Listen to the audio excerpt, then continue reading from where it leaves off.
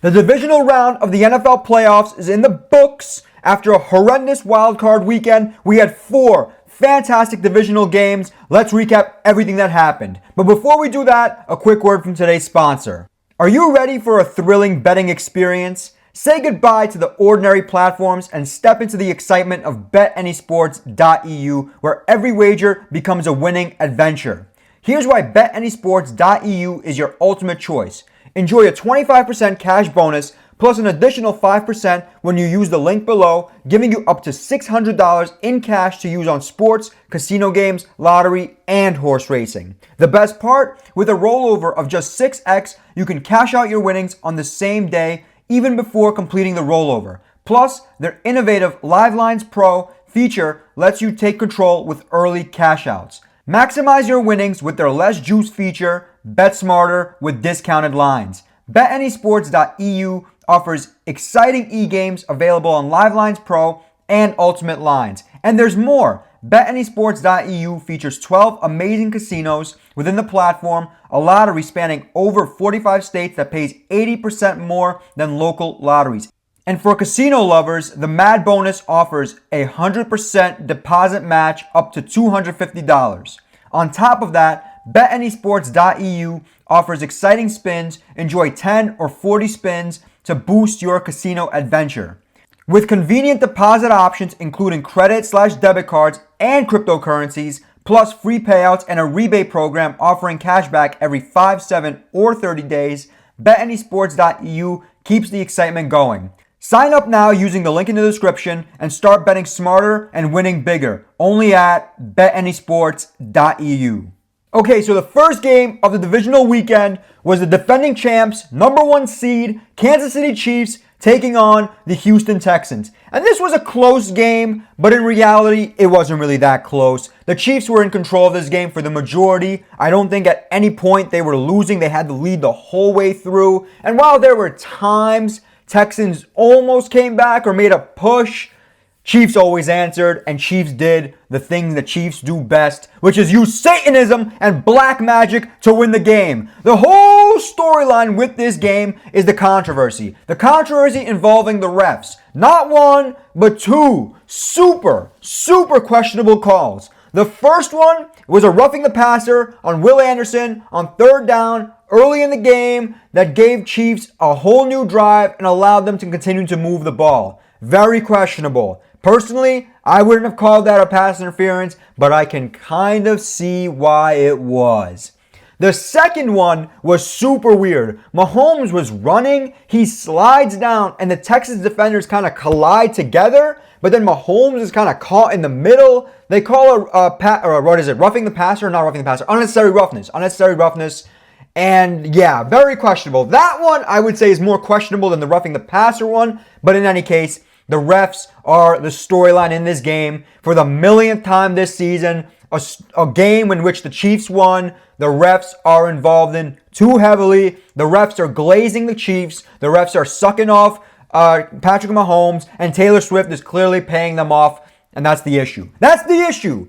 God forbid a defender even breathes on Patrick Mahomes. They're going to be arrested, taken out back, and executed by a firing squad. I mean, it's impossible.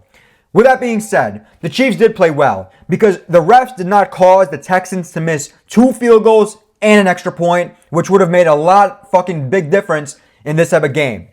Look, at halftime, it was 6-13. Chiefs had a good first half. They did their thing. Texans were iffy, couldn't really move the ball well, but it was close. It was a 7-point game. Texans were getting the ball at halftime. Texans go on an absolutely magnificent, and I mean magnificent, drive to not tie up the game because they missed an extra point, score 6 points, and go down by 1. I mean, that drive took what? Like half the quarter? Maybe even more than half the quarter? That's called a beautiful drive that you want straight out of halftime. But again, the Chiefs were not scared. They were not scared. They answered instantaneously. They put up the points. And in reality, from that touchdown, that was the only real points you could say the Texans scored, because after that, the only points they had on the board was a safety that the Chiefs took on purpose to draw out the clock. Chiefs played great in this game. Good defense, good offense, good referee performance. Travis Kelce had a great game. I hope y'all listen to me. I told you Travis Kelce was going to have a great game. Which, by the way, not to mention Travis Kelce had a great game, which I cashed a good bet on. But I went 4-0 against the spread. So y'all better give me my motherfucking flowers. Because I got this game right, even though I didn't bet on it. But the bet that I did hit in this game was that Travis Kelce prop. It was like 52 yards, 53 yards, something like that. This motherfucker cashed it in the first half. He had a great game. He scored a touchdown. I knew Kelce was going to eat, and I knew come playoff time, this is Kelce's show. And that's why he had as good of a game that he did. He knows it's time to play. Whatever happened in the regular season is irrelevant. It's completely irrelevant. Now is all that matters for Travis and Mahomes. And that's why Travis balled the fuck out. So I cashed that bet too. It was a good effort by the Texans. Kai Fair bum needs to be putting the fries in the bag. That's the reality. In any case, Texans played better than I expected them to. Chiefs did not play as bad as you would necessarily think based on the score in this game, but they need to step up their performance a lot, especially considering the team they're playing this coming week is going to be very, very strong and very, very good. In any case, it was a good win by the Chiefs. They balled out. They did their thing with a little bit of help from the refs, but at the same time, Texans choke. Texans missed a bunch of opportunities, so you can't take away too much from the Chiefs for that. Good win for the Chiefs, and a pretty good season for the Texans, considering they were called fraudulent for the majority of it, and they finished just as good as they did last year, which is divisional round. That's it. Good win for the Chiefs. That's what they needed to do. They're going on to the conference championship for the millionth time in a row. Next game. The Washington Redskins somehow, someway beating the Detroit Lions. Holy shit! What a fraud check this was. What a fraud check this was. The Lions got fraud checked so badly. And let me explain to you what the root of this loss was. It's very, very simple. Defense. Defense wins championships. I'll keep pounding my fist on it. Defense wins championships. If you don't have a good defense, then you have no chance. You have no chance. And this is exactly what happened here. The Lions offense showed up, here and there, but they showed up. What cost them is the defense. The defense completely fell apart and got bullied by the GOAT, Jaden Daniels. Jaden Daniels is the greatest quarterback in the NFL. That's it. I've declared it. Jaden Daniels is the best quarterback in the NFL. I've been glazing him, absolutely glazing him all season long, and he has come time and time again. This man every week has balled out. This man does not blink. His composure in the pocket is unmatched. His ability to sling the rock, to be able to read the defense. The man does not blink. He's not scared of nothing. Nobody, and I mean nobody, gave Washington a chance in this game. They were 8.5-point favorites. Underdogs. And by the way, I bet Washington against the spread, which, look at your boy, 4-0 against the spread in divisional weekend, you already know. But in any case, Jaden Daniels is the greatest quarterback of all time. He's already solidified it. He beat the shit out of the Lions single-handedly. The man is an absolute stud. He's an absolute baller. He deserves all the glaze. If I ever saw this guy, I'd come all over myself because he's the greatest quarterback there ever was. I'll keep glazing him because I was right about him all along. All along I said it, and I was right. Go back and watch the tape. The tape is available on YouTube. With that being said, not only did Jaden Daniels play great in this game, but the defense showed up in this game. The clutch stops that the defense had was insane. You have a pick six on Jared Goff, which was super clutch. You have a forced fumble on Jared Goff, which was in Washington territory, stealing points away.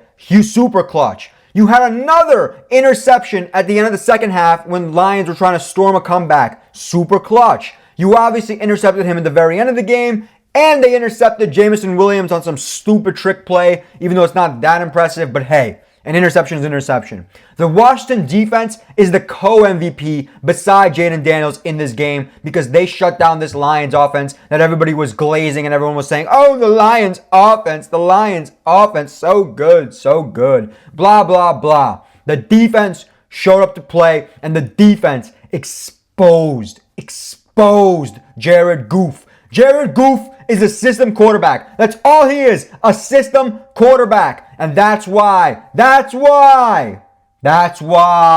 the Lions lost. They couldn't do nothing. They got off to an early start. They were up, I want to say like 14-10. But after that 14-10 is when the pick six happened. It's when the beautiful Terry McLaurin deep touchdown happened. It was great.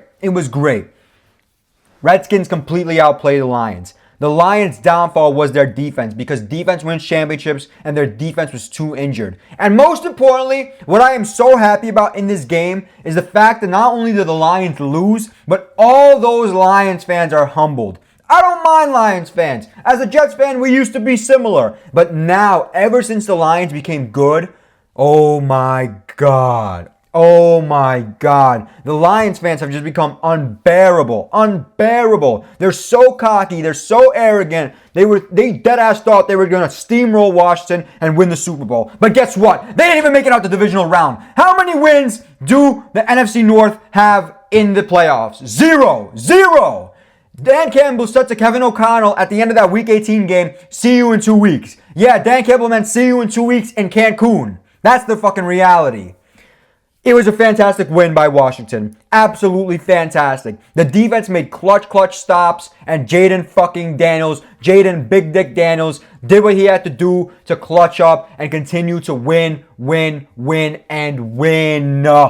There was never a point where Washington blinked. Every time the Lions scored and it looked like they were mounting a comeback, Washington just went harder and harder. And they did their thing. And that's why Washington is going to the conference championship for the first time since like 1990-something. Now, the only NFC team who hasn't been to the conference championship is, I should say in the 20th century, or the 21st century, 21st century, is the Dallas Cowboys, aka the Dallas Cowgirls. Not that I care or anything like that, but I'm just saying. Dallas Cowboys somehow managed to take an L without even playing in this game. Yeah, Washington pulls off the upset. I'm excited. You should be too, because nobody cares about the fucking Lions. And now we get to see Washington take on the division rival in the NFC Championship. This is where legends are made of. This is what legends are made of. Jaden Daniels has the greatest composure, has the greatest pocket presence, has the greatest ability to sling the rock since Tom fucking Brady. I don't care if I glaze JD. I deserve to glaze JD because I've been glazing him since day one when everyone thought I was crazy. Now look at me. Look at me now. Jaden Daniels said, look at me now also. He's that fucking dude. Remember all those Arizona State players that were throwing his shit out in the locker room? Yeah, where are they at now? They're putting the fries in the bag while Jaden Daniels is playing in the NFC Championship. Look, it was a good season for the Lions. You can't take anything away from them. It was a very good season for the Lions.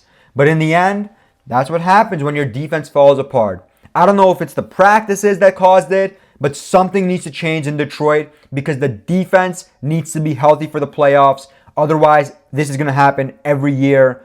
Is Detroit's Super Bowl window closed? I would say no. I think they're very talented still. Great offense, good defense. The fact that they're going to lose both of their coordinators is pretty concerning, but I don't think it's all that big of a deal. I think Detroit's still going to be able to compete, win a Super Bowl maybe, but this is just not their year. And Washington Redskins are going to the NFC Championship. Defense wins championships, and Washington's defense is the reason they won this game because the clutch stops is all the difference there ever was. Next game, the Los Angeles Rams versus the Philadelphia Eagles. Let me start off by saying that if it was not snowing in Philadelphia in this game, the Rams would have won. And I don't give a fuck what anybody has to say about it. The game started off weak for the Rams. I gotta say, the game started off pretty weak for the Rams. Eagles score a touchdown. Jalen Hurts using his legs because that's the only thing he can do. We make fun of Lamar for being a running back, but damn it, so is Jalen Hurts. But I'll get to Jalen Hurts later in a bit. He scores a touchdown using his legs. It's 7-0 Philly. I'm like, fuck. Rams are in trouble. I had Rams to cover, by the way, and to win the game. And we'll get to what happens about that in a second also. Rams answer back. Easy. And I mean easy. Touchdown score. They move down the field. Higbee for the touchdown. It's what we needed to answer after a very, very good, and I mean a very, very good first opening drive by the Eagles, which, by the way, I don't think I mentioned. They missed the extra point. Jake Elliott also needs to put his fries in the bag because he missed quite a few extra points in this game too. So it was 7-6, Los Angeles. They looked good.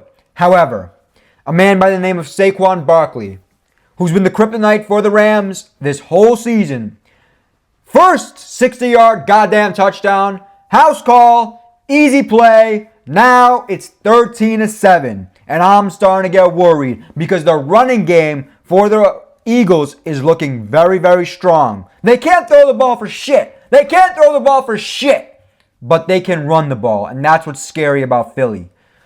It's 13-7, pretty much stays the same for the majority of the game. I should say the first half. And then it's 10-3 after a field goal. Rams, after looking like a shit show, are going into halftime 10-3. You would think the Eagles were up by so much with the way they played and the way they dominated, but yet it was a 3-point game. I'm sitting there thinking, Rams got this in the bag. Rams score the first points of the second half. It's 13-3. Then the Eagles answer with their own field goal. It's now 16-3. And this is when I thought everything was going to change. I was wrong, but I did think everything was going to change. A safety. Because that bum Jalen Hurts, who can't make a throw to save his life, he missed a wide open receiver, gets sacked in the end zone. The Rams get a safety. It's now 16-15 Philadelphia. Rams are getting the ball back. I'm sitting there thinking, holy shit. Rams are about to score a tud and win this game. Unfortunately, on a beautiful, beautiful run after that safety, Kyren Williams, this motherfucker, fumbles the ball. It's recovered by the Eagles, and they get into the red zone pretty much instantaneously. However, Rams defense clutches up, super clutch up I should call it, super clutch up, and stop the Eagles, holding them to a field goal. Unfortunately, the Rams are not able to do anything with that after stopping them to a field goal, only going down by 4. Stafford then decides to be a bum, fumble the ball, Eagles recover, and again, another gifted field goal by the Rams. The Rams gifted this motherfucking Eagles team 6 points. 6 points. Look at the final score. 6 points the Rams gifted to the Eagles. Could have made all the difference. But that's not here nor there. It's now 15-22. I'm sweating fucking bullets. It's a 7-point game. I have the Rams +7. So I'm pushing at this point. Rams, unfortunately, are not able to answer. They go 3 and out, give the Eagles the ball back. I'm thinking, okay. Get a stop, please. What happens? Saquon Barkley, for the second time this game, and I want to say for the 4th time this season against the Rams, pops off for like a 60, maybe 70-something yard touchdown. Easy. And now, after the bum Jake Elliott misses an extra point, it's 28-15. I'm sitting there, fuck. It's over. Not only are Rams going to lose, but they're not going to cover the spread. Lo and behold, with the snow pouring down, the snow coming down heavily, so heavily, the fucking Rams, led by Stafford, drive down the field and score a touchdown. It is 22-28. Those 2 missed extra points by Jake Elliott have me in cover territory, and the Rams are going to cover the spread for me. But that's not all. That's not all.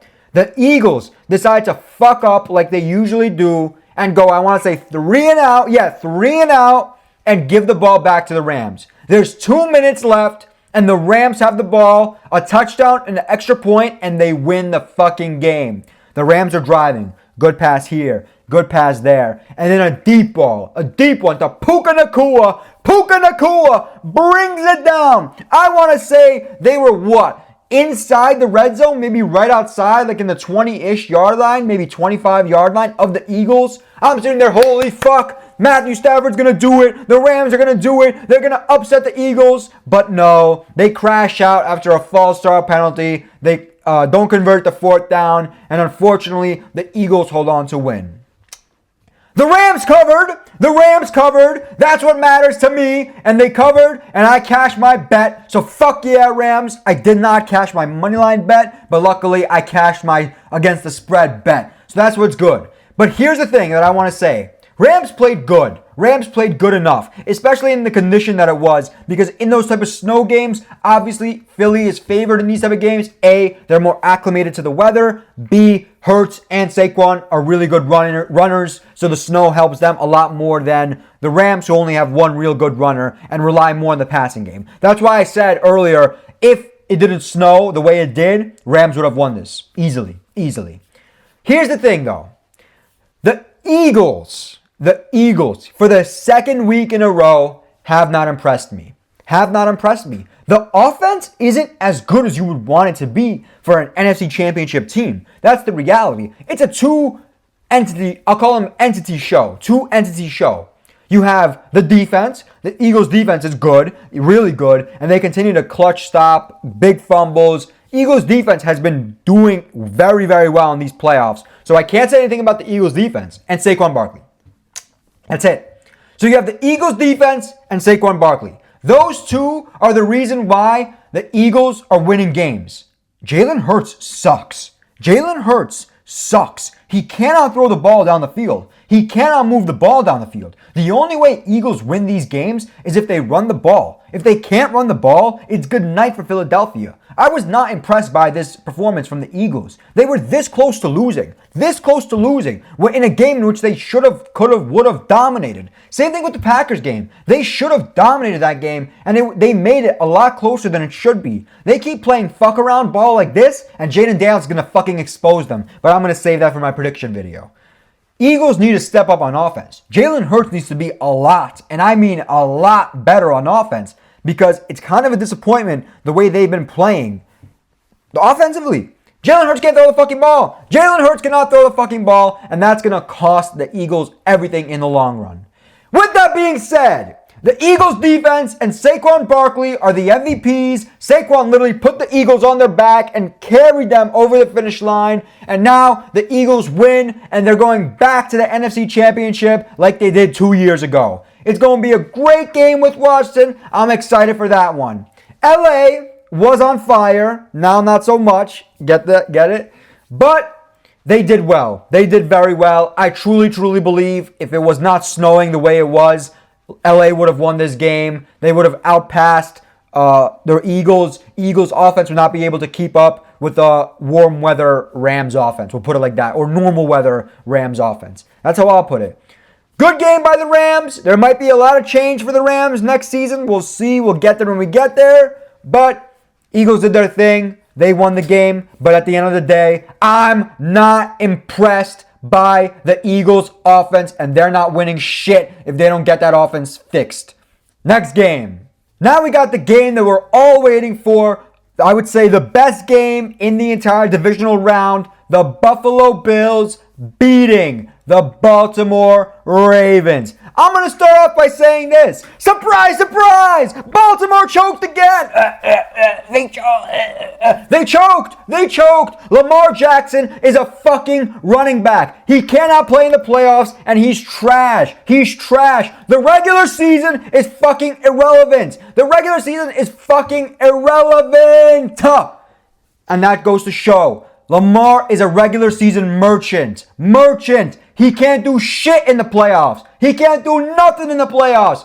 He's a fucking running back. And this game was a pure example of it. And don't sit here and say, Lamar played great. Did you see? It's not his fault that they lost the game. We'll get over whose fault it is. But let's put it like this. Lamar's first half performance is the reason why they were in the position they were in. So don't fucking sit here and tell me Lamar played great. Lamar did not play great. He's a running back who cost his team the game. And don't be putting blame on certain tight ends who may or may not have fucked up. They deserve the blame too, but Lamar deserves more of the blame. He deserves way more of the blame because Lamar Jackson is a running back. With that being said, the game starts off, Baltimore gets the ball, they score a touchdown. Okay. Cool, you get the ball first. You should score a touchdown. And what happens? Buffalo gets the ball next and answers right away. Right away, they answer. It's 7-7. It's looking good. It's looking good. Next thing, they punt a few times, both teams. Baltimore gets the ball. It's like second quarter-ish. They're driving. And what happens? The running back tries to throw a pass, and what happens? Intercepted by the Bills. Now, unfortunately, the Bills do not do anything with that interception, and they give the ball back to the Ravens.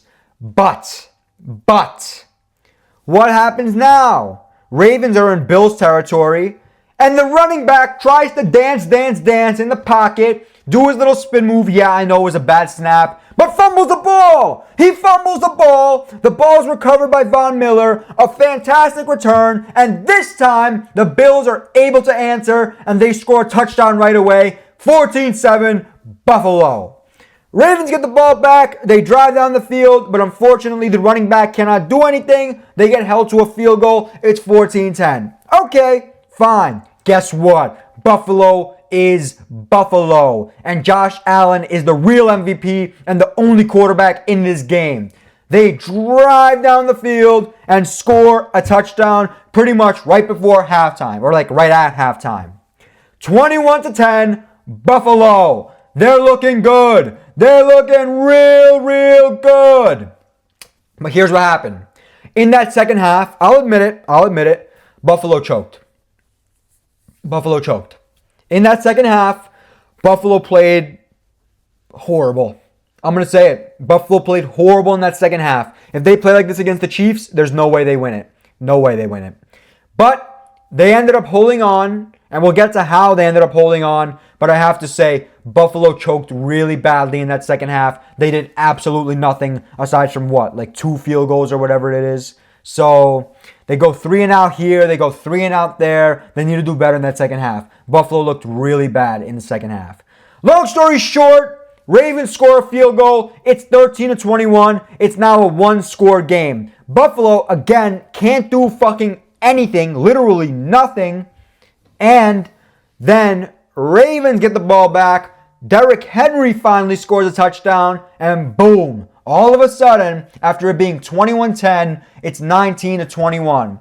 Ravens go for it on the 2-point conversion, and they fail, which ended up biting them in the ass later, which we'll get to. But now it's 19-21. Ravens have all the momentum going. I'm starting to sweat. I'm starting to really sweat because Buffalo's choking like they always do, and they can't let the running back beat them. Luckily, they go on a decent little drive. Not great, decent. Kick a field goal. Okay, fine. Instead of it being a 2-point game, it's now a 5-point game. Buffalo goes up, 24-19. Okay, fine.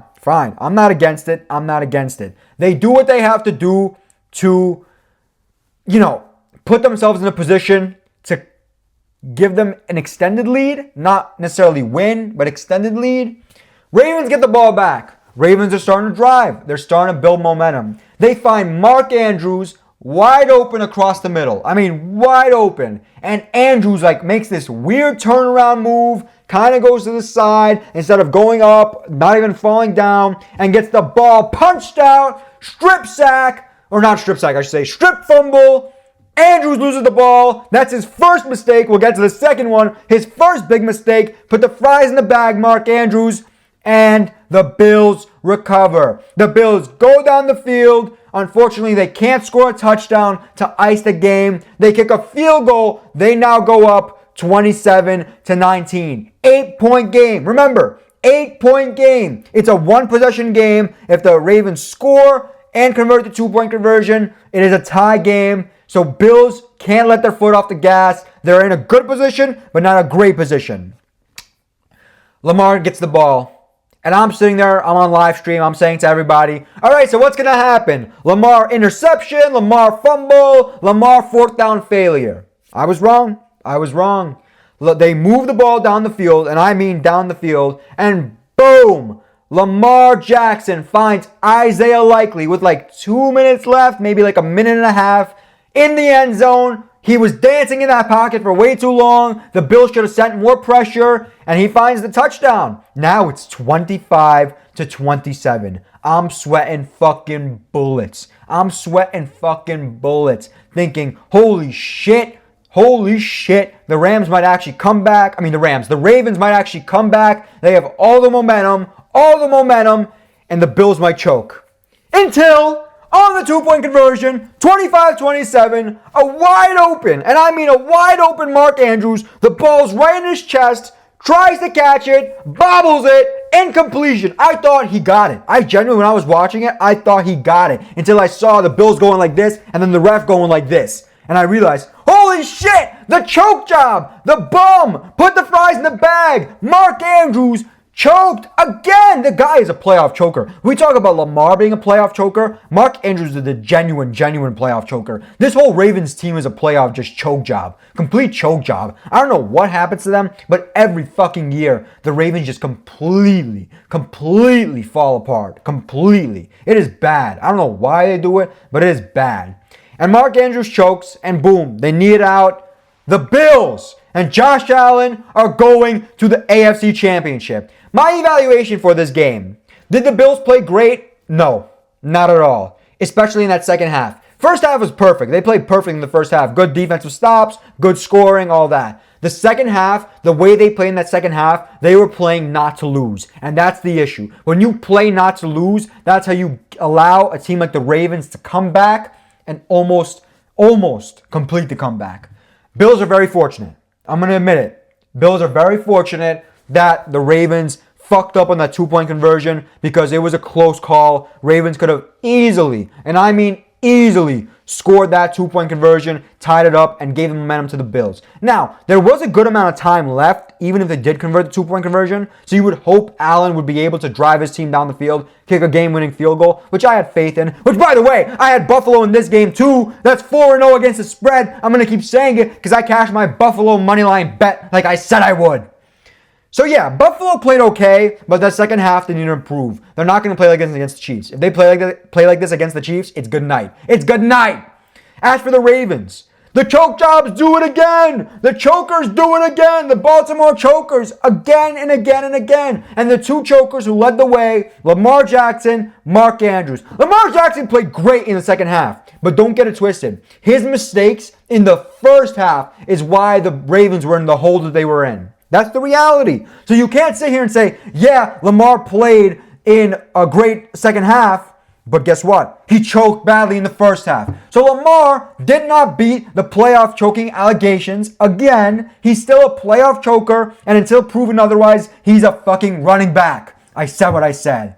Mark Andrews, again, another playoff choker, shit his pants, needs to do better. He's a bum of a thing. He is a trash can who cost the Ravens everything. Ravens should cut his ass. I don't even know if this man can return to Baltimore because of how bad he played. And he's the reason why the Ravens lost. And that's all she wrote. That's all she wrote. The Bills beat the Ravens. They are going to the AFC Championship. The conference championship matchups are set in the NFC. We got Washington going to Philadelphia in a division matchup.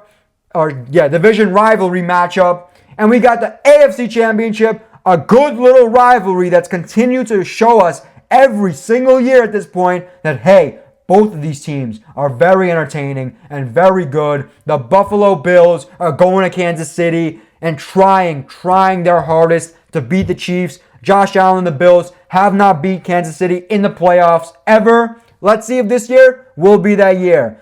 This was my recap of the divisional round of the NFL playoffs. Stay tuned for my conference championship predictions coming soon.